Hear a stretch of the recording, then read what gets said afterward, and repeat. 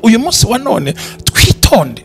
Uwo murozi ikintu kimuhagurutsa kugira ngo utsindwe abagira ngo utagera ku ntego wifuza kugeraho. Uno muntu twavuze ibimenyetso bibiri. Uyu munsi niba ni muri bateretere nkavuga nka bitatu, ntago mbikunda, nta bitatu mbaha nabyo ni bibiri. Oya ni bavuga bibiri gusa kuko bibiri ibyo bwa mbere jo twabonye indwara zidakira. None uyu munsi no kumva abantu benshi ngiye kubwira cya gatatu. Kumva abantu benshi hafi yawe ugenda kandi wabashaka ntubabone. Baranzwe mukazwa abantu baranzwe, bivuga ngo ni ibimenyetso byerekana yuko ufite babanzi ba ninjoro. Yego iyo myuka ariko wabisobanuye mu kutabimenya babyumve wabitubwiye. Ntago babikunda cyane. Rimwe na rimwe usanga abantu birengagiza ikintu kikwiriye kumvwa ariko still kuri kuzahora ari ukuri. Yigisha kutarwanya no wasizwe. Kuko y'urwanije wasizwe uwamusize ahangana nawe. Ngo ikimuzana ni iki? Kwica, kwiba no kwangiza. Iyabuze kimwe muri ibyo, nabango iyakubuze ngo kwica arangiza akasenya. So ntiwashobora umwanzi utazi kandi ntiwasobanukirwa impamvu y'urugamba rwana utazi neza umwanzi wawe n'imbaraga akoresha n'uburyo abikoramo nahabikunyuza. Birasaba ubanza usobanukirwa uwo mwanzi n'ibyo akoresha n'uburyo abigenza kugira ngo bashe kumurwanya. Uzabimenya gute? Umva umwe bw'abera ministries bizaca he muri zanzozi, bizaca he muri bya bimenyetso. Nuvuga ngo Imana ivuga mu buryo butandukanye, ariko kubera ko amadini menshi yigisha bijyanye n'intego bafite yabo, ibyo ntago wapfa kubimenya. Abango gihe ngo ndi muri Kristo Yesu ndi cyaremwe gishya, winda kwemerera uri cyaremwe gishya ariko nturarongorwa. Uri cyaremwe gishya ariko nta kazi ufite kandi urashomeri ejo twabonye ibimenyetso bibiri. Cyaremwe gishya ariko nta rubyaro urabona, ntiwirirwa mu masengesho, ntujya mu butayu cyane ariko ntacyo ukora ngo kirakoraga. None se urambaza icyo uyu muntu nibonaho kityo kimenyetso. Nashaka nahamagare kugira ngo Imana imugirire neza. Yego abantu barabyumvise kugira ngo uzajye uri kwakira abantu kuva saa 10 n'ebyiri cyane ngo gitondo genda hari bashaka kugira ngo buri gihe bakwereke yuko ibyo babakora basaze ari abatubuzi cyangwa ari abateka mutwe.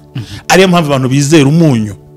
Uzi ko mpanganye n'umunyu ariko umunyu byo ni ikibazo gikomeye. Mpanganye n'ikintu cyitwa umunyu wa mugabo. Ngiye nabwira mva niba umva ukeneye cyo ukoresha.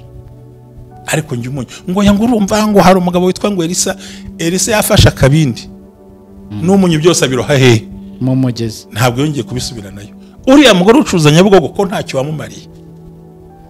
Arawucuruza da, ariko mushumba uzi ko barayibunza ngo umunyu ufite mu nzu ngo nta bukene bukwataka, ngo urwanya karande, urwanaho icyangiro, urwanya inyatsi, nyamara ubivuga aririrwa yirukanka n'akadobo Nyabugogo.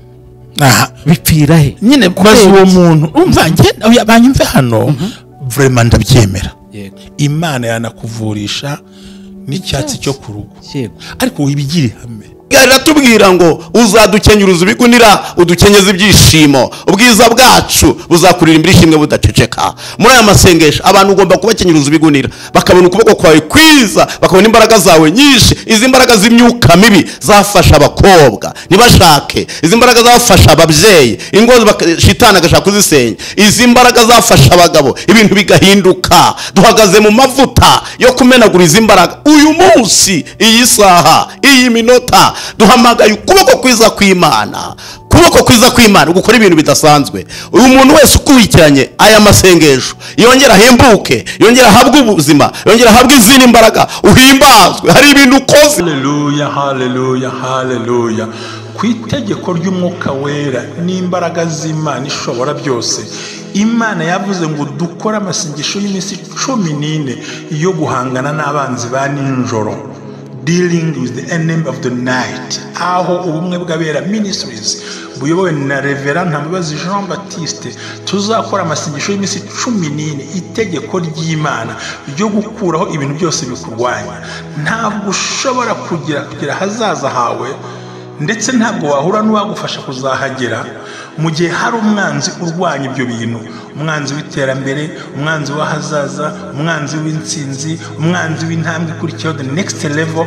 Abo bose bahaguruka ninjoro ngo barwanye amasezerano yawe.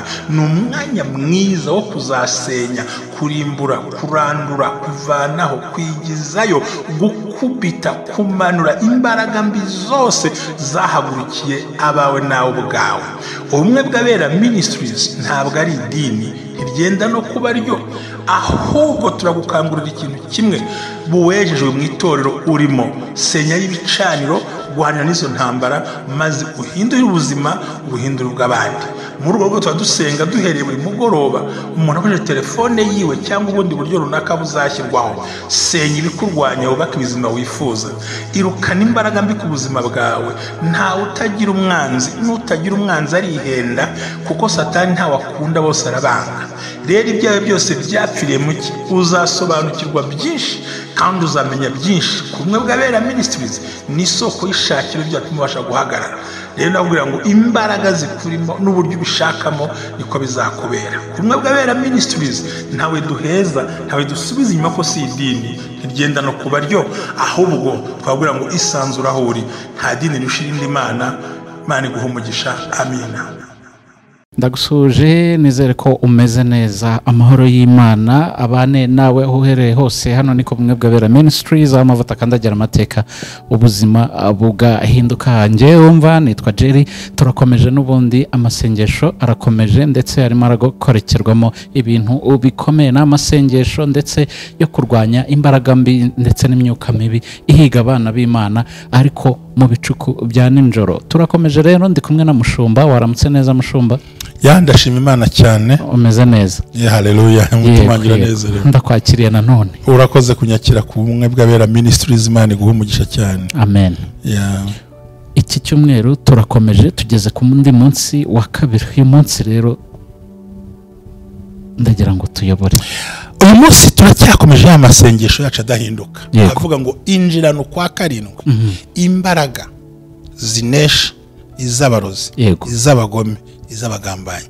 Urwanya intambwe ya kabiri, urwanya intsinzi yawe, urwanya amasezerano yawe, urwanya ikintu cyose acogore. Kuko twabonye ko tudakirana n'abantu. Turi mu cyumweru kivuga ngo kuhangana n'imbaraga z'abarozi ba nijoro.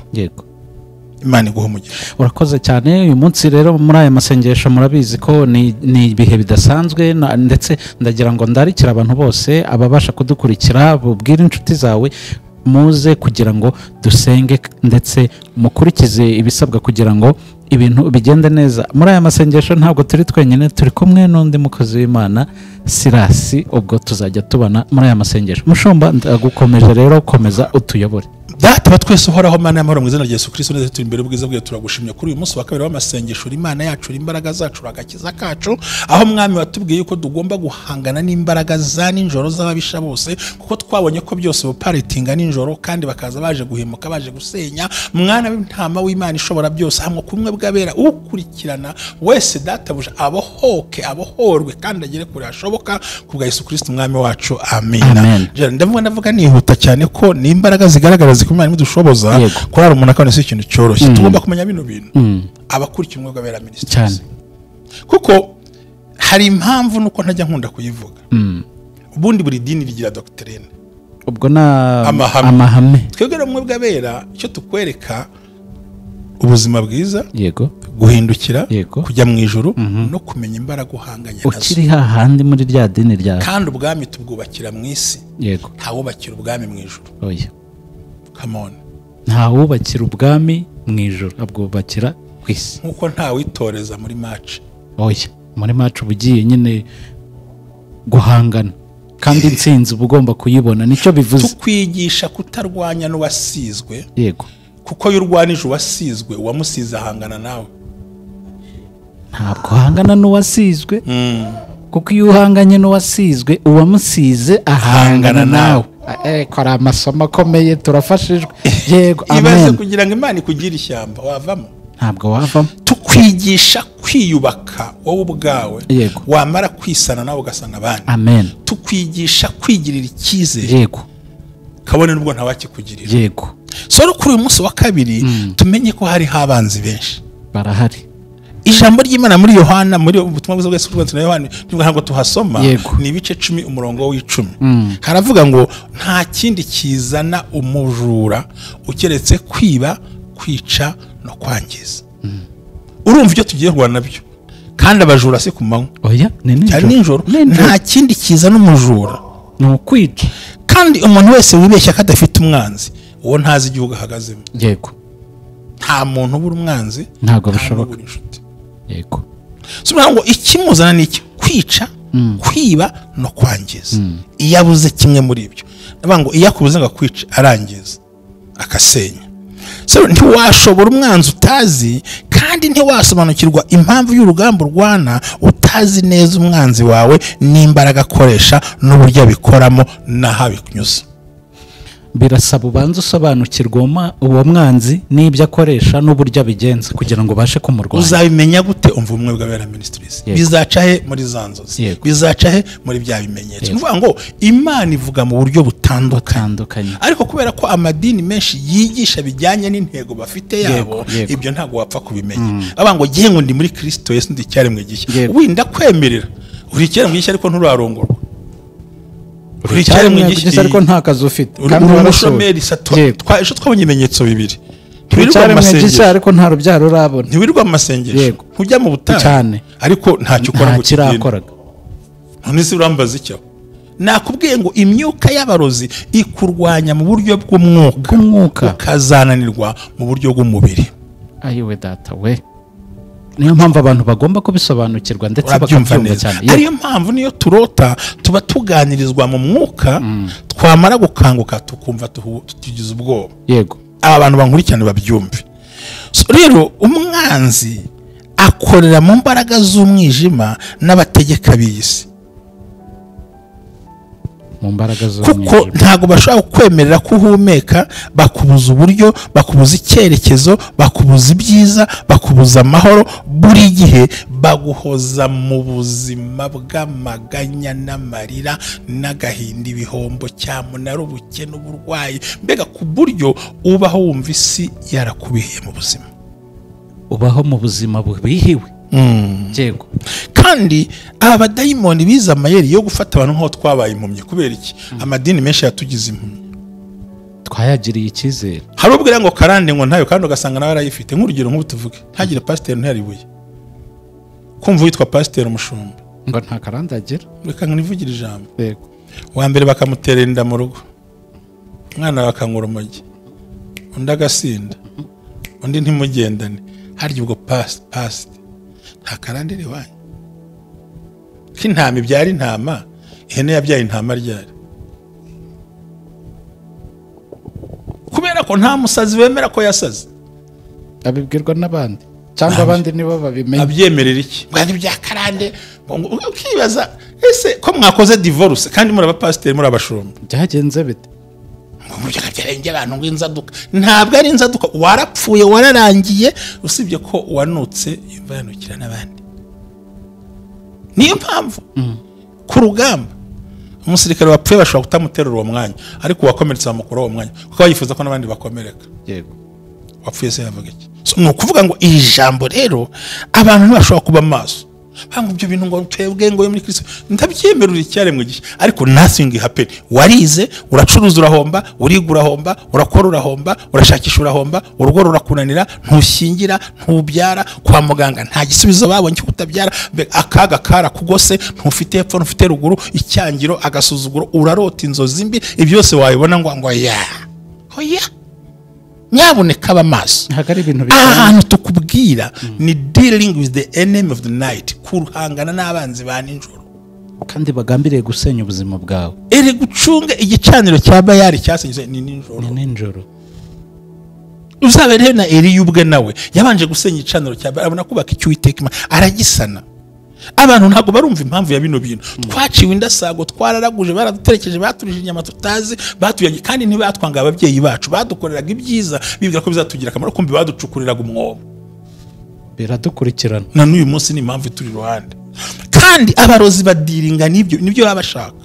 Buri butagenza abwije mu tatuwaje buri, nuko nanze kuvuga buri. Mwanzabwira tatuwaje, nzabwira tatuwaje, zatubwire cyo mwicapye mwavanze amaraso. Yego, bari ba ntago bashobora gupfana ibiro bahoranye. Jamais du tout. Nzakubwira ibintu byinshi nitonze. cyane ko hariho nayibonanye hakurya mu Musanze. hakurya iyo narayibonye ahantu nitambukira bose igihe nuvuga ngo barakubita. Ugomba rero bamaso. Umwanzi ni umunyamaboko, afite amayeri, afite ahantu anyura. Rimwe na rimwe aninyuza ku nshuti zawe ukagira ngo nizo, ahubwo niho anyura cyane, kuko nibwo abasha kutwegera neza cyane. iyo amaze no gushyira mu cyo twita ubujiji. Banzo nyumve nditonze. Ijambo rya mbere ni iki? Ubujiji. Muri Kristo Yesu cyagiye toka shitani mu izina ryayo. Imbeba ikaza ikakurunguruka, ibisimba bikagutera, karoti ry'inyama, toka shitani. Ukajya n'agasazi wirukana, arabanza akagushyira mu confusion, ariko ubundi yangisho nizo nizindaduka gutyo, kabiri akagushyira mu bujiji. Mu bujiji. Vuga we yakuzanye, murabura kuzana neza. Uba ari kugenda akoresha ahantu mu nguni, kwiyegereza mu bujiji, bazi kutazabimenya, bakuzinukishwa ijambo ry'Imana, bakuzinukishwa gusenga wiherereye, ukigira kuri TikTok irwa wisekera gusenga, bakwima umwanya wo kubana n'abantu bazima bazi iby'Imana, ndetse ugahunga n'abahanuzi. Bashaka kugira ngo buri gihe bakwereke yuko ibyo bakora basaze ari abatubuzi cyangwa ari abatekamutwe. Ariyo mpamvu abantu bizera umunyu. Uzi ko mpanganye n'umunyu, ariko umunyu byo ni ikibazo gikomeye. Mpanganye n'ikintu cyitwa umunyu wa mugabo.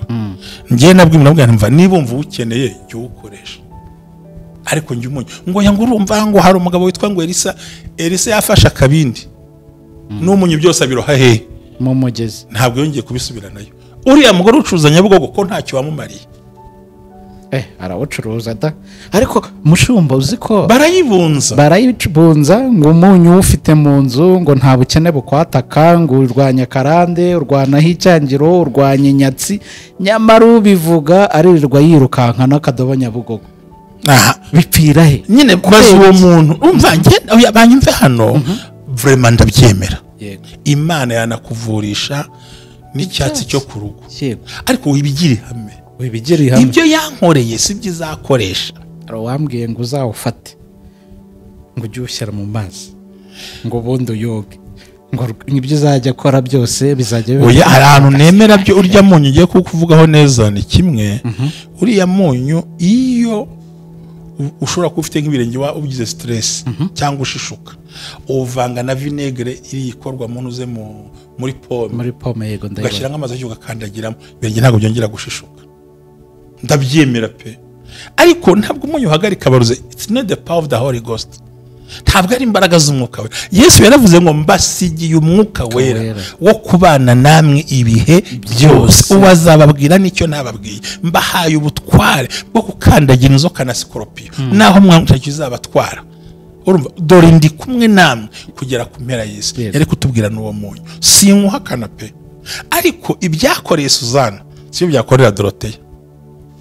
Nkuko nanjye navuye n'icyatsi cyo muri jaride iwabo icyaramvura, nagifashe hano ku musozi ndagiteka 12 ndakira, indwara irarangira. Ariko no nkirangiye afite akabazo ka hemorrhoide karakira. Bafite nka za infection, bagore bagiye mu mihango, bararwaye za hemorrhoide, infection urinaire, uwo bimbwiye ndabimurangira agakira. Ariko nicare mbe dogiteri ngo nashinze uruganda rw'umuti, ngo wabonye umuti uvura ibintu runaka. Ukada. So ndabyemera pe, Imana yakoresha umunyu, yakoresha amazi, yakoresha amavuta, yakoresha parufe, ibintu byinshi yagira gute yabikoresha. Icyo nanga no kubigira umuco rero, uwo muco w'umunyu ingo nyinshi zirawufite. None ku nyanja itukura yaravuze ngo rambura inkoni, Mose apfana inkoni ye. Kuri Yorodani arabwira ngo muheke isanduku mumanuke mu gihe. Ubwo urumva ko igenda ihinduranya uburyo bitewe cyane. Igeze ku muntu umaze imyaka 3 ngahe ari ku kidendezi, arambwira ngo ikore uburiri bwawe ugire gute wigendere namani manuka ujye mu mukiziba. Urumva neza wowe toba icyondo siga ku mazi jya ukaraba Silowamu, Lazaro zuka kandi uziritse sohoka. Imana yakoresha ibyo ari byo byose. Haleluya. Aho niho nashakaga, yanakoresha n'ibinonko n'amabuye, yanakubwira n'uwo munyu yabishatse, ariko wibigiri hamwe wibeshya abantu. Yego. Haleluya. Urabyumvise nyine. Yakoresha n'amazi, ariko imbwira ngo yo kwa runaka ngo yazakora. No, amazi aruta yandi. Sinzi akantu ugasobanukirwa. Kugasobanukirwa. Rero niba Imana ikoreye icyo kintu umuntu, gusa ngewe uzi wayirwariye twa hemorrhoide n'undi muntu wirwaye za infection urinaire azace ku ruhande murangira uwo muti no kuri uravura pe ariko sindi muganga kuri muganga nakurya abantu bumva bakunze kugira ibibazo inyuma hari ukuntu umuntu agira ibibazo hari inyuma ukumva ntutekanye yenda runaka kamva hari abakunda kwishima ko arahagaze agiye gutera y'urutoki ubona si byiza ukabona buze uko yishima kimunyamunya ukabona ko afite utubazo uwo muti ubikuramo saba n'ubuntu naramuka bubonye ntumbaze so rero umwanzi ntiwamurwanya utamuzi iyo amaze kunaniza noneho atangira gutesha umwanya kuko uyagushyize mu nzira yo kujijwa yo kunyuranywa no gutumva ibintu yo gusimbuza ijambo ry'Imana ibimenyetso by'abantu kandi nta na rimwe ijambo ry'Imana rizigera risimbuzwa n'ibimenyetso bishoboka ijambo ry'Imana niryo riba haleluya amen ijambo ry'Imana tirizigera risimbuzwa ibimenyetso oya la parole de Dieu toujours ijambo ry'Imana rihora riri iyo rivuze ngo ni iki ni so natwe kumwe bwabera twubakira ku ijambo ridahinduka ariko ryagutegeka n'ibindi umwuka yakubwira n'ibindi sibyo muvana nibyo turi kugendana rwose cyari umugeze kuza ahangaha pe afite ikibazo cy'inuze cy'umuvuduko mwinshi ijwi rirambwira ngo ni muhumunyu kandi uzi ko umunyu uzirana n'umuvuduko cyane ndavuga mana data ariko agenda ngo nagiye kuza n'amunyu umwe bavuga reka nahise n'umunyu hirya aho ngaho usanzwe nitwa amazi niko Imana ati se ndisoma ariko imbwiye se ndambwira nti dawa ya mwoto ni mwoto ndambwira ngo umuti w'umuriro ni iki n'umuriro nahise burya inzira imishya washyiramo amazi ntabwo bikunda ntabwo bikunda dawa ya mwoto ni mwoto ndagatobaramira agiye asanga pita igenda burundu none ubwo ntore ngo nawe numwugurira igitano hariya ibintu birabaho hari n'ibindi twabonye hari umuntu wambwiye aturiya muntu umutera agapafu mu bitugu mbona arakize hari ibintu bibaho ariko wibigire hame Imana yo ishatse gukiza ifite uburyo ibinyuzamo cyane Imana iguhe umugisha so rero uyu munsi wa none twitonde uwo murozi ikintu kimuhagurutsa kugira ngo utsindwe abagira ngo utagera ku ntego wifuza kugeraho uno muntu twavuze ibimenyetso bibiri uyu munsi niba ni muri bateretere nkavuga nka bitatu ntago mbikunda nta bitatu mbaha nabyo ni bibiri oya ni bavuga bibiri gusa kuko bibiri ibyo bwa mbere jo twabonye indwara zidakira none uyu munsi no kumva abantu benshi ngiye kubwira cya gatatu kumva abantu benshi hafi yawe ugenda kandi wabashaka ntubabone cyo twita amajwi kandi wumva wenyine nta wundi muntu rimwe nagutegeka ngo kora iki cyangwa cyihorera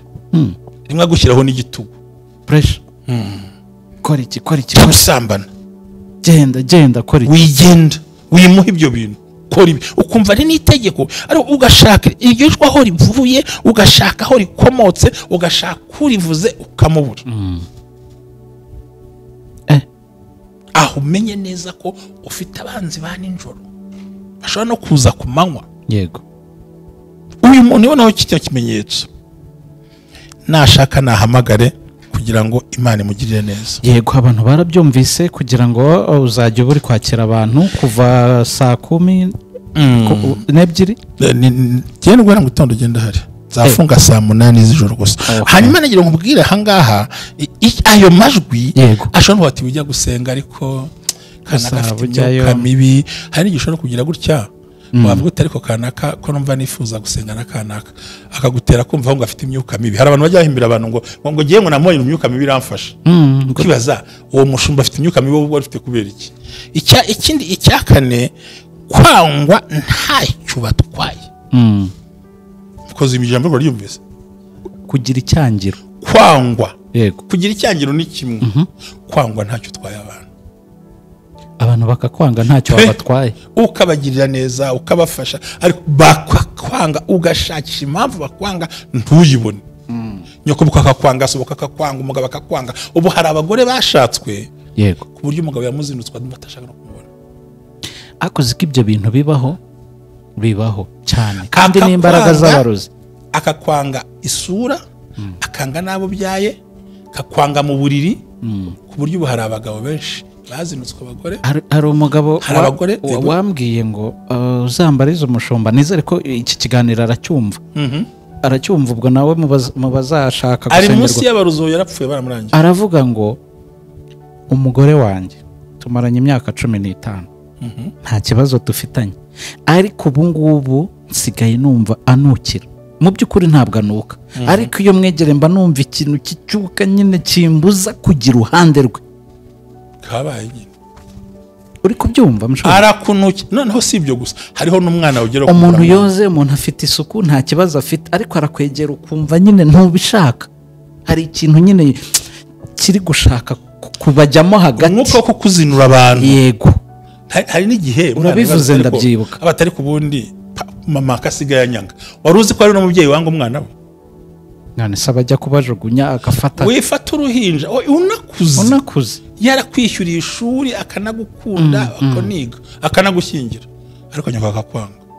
Cyangwa umwana hano ndamuzi umubyeyi simuvuga mu izina atuye i Kigali, yarambwiye ati umwana wanjye niyo agiye kubyara ntabimbwira, tinabuze icyo nakoreye abana banjye.